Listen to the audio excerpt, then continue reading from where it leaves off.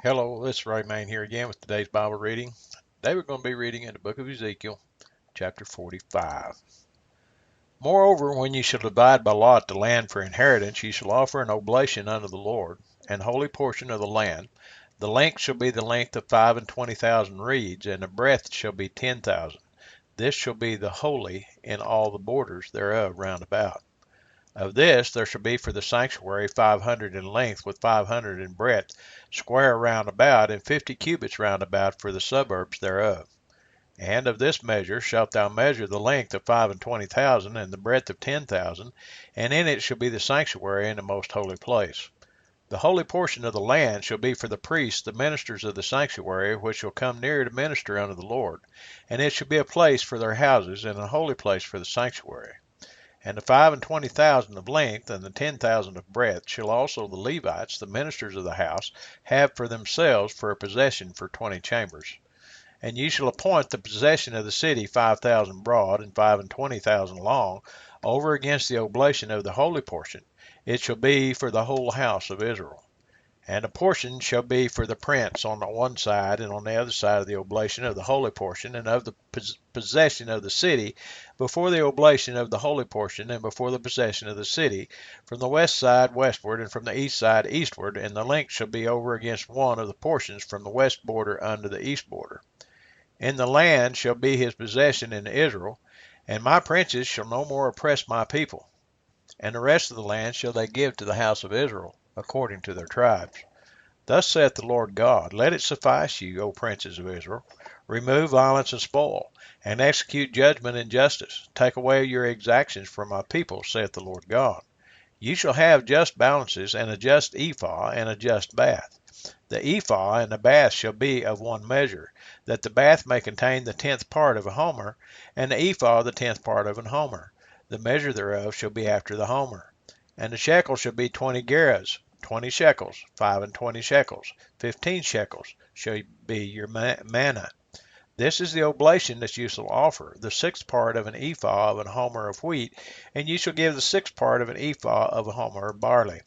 Concerning the ordinance of oil, the bath of oil, you shall offer the 10th part of a bath out of the core, which is an homer of 10 baths, for 10 baths are an homer.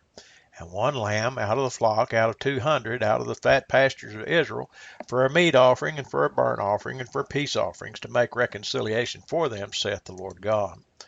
All the people of the land shall give this oblation for the prince in Israel. And it shall be the prince's part to give burnt offerings, and meat offerings, and drink offerings, in the feast, and in the new moons, and in the Sabbaths, and in all solemnities of the house of Israel. He shall prepare the sin offering, and the meat offering, and the burnt offering, and the peace offerings, to make reconciliation for the house of Israel. Thus saith the Lord God, In the first month, in the first day of the month, thou shalt take a young bullock without blemish, and cleanse the sanctuary. And the priest shall take of the blood of the sin offering, and put it upon the posts of the house, and upon the 4 corners of the settle of the altar, and upon the posts of the gate of the inner court. And so thou shalt do the 7th day of the month for every one that erreth, and for him that is simple, so shall ye reconcile the house. In the first month, in the 14th day of the month, ye shall have the Passover, a feast of 7 days, unleavened bread shall be eaten. And upon that day shall the prince prepare for himself and for all the people of the land a bullock for a sin offering. And 7 days of the feast he shall prepare a burnt offering to the Lord, 7 bullocks and 7 rams without blemish daily the 7 days, and a kid of the goats daily for a sin offering. And he shall prepare a meat offering of an ephah for a bullock, and an ephah for a ram, and a hin of oil for an ephah. And the 7th month, in the 15th day of the month, shall he do the like in the feast of the 7 days, according to the sin offering, according to the burnt offering, and according to the meat offering, and according to the oil. Well, that's the reading for today. Once again, it looks like it stopped in a kind of an odd place. I have an idea there's a lot of you that are listening to this, probably your eyes crossed whenever I was going through all that.